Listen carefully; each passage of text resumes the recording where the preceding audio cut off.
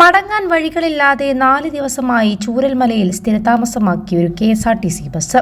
വർഷങ്ങളായി രാത്രിയിൽ മുണ്ടക്കയിലേക്ക് ഓടുന്ന അവസാന ബസ്സാണിത്. വയനാട് മണ്ണിടിച്ചിലുണ്ടായ ആ ദിവസവും രാത്രി 8:30-ഓടെ കൽപ്പറ്റയിൽ നിന്നും പുറപ്പെട്ടു. 9:45-ഓടെ ബസ് മുണ്ടക്കയിലെത്തുകയും ചെയ്തു.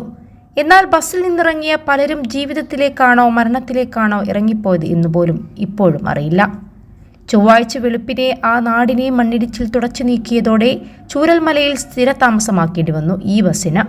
കണ്ടക്ടർ കൊടുവള്ളി തലപ്പെരുമണ്ണ സ്വദേശി CK മുഹമ്മദ് കുഞ്ഞിയും ഡ്രൈവർ PV സിജിത്തും ബസ്സിനൊപ്പം കുടുങ്ങിയിരുന്നു.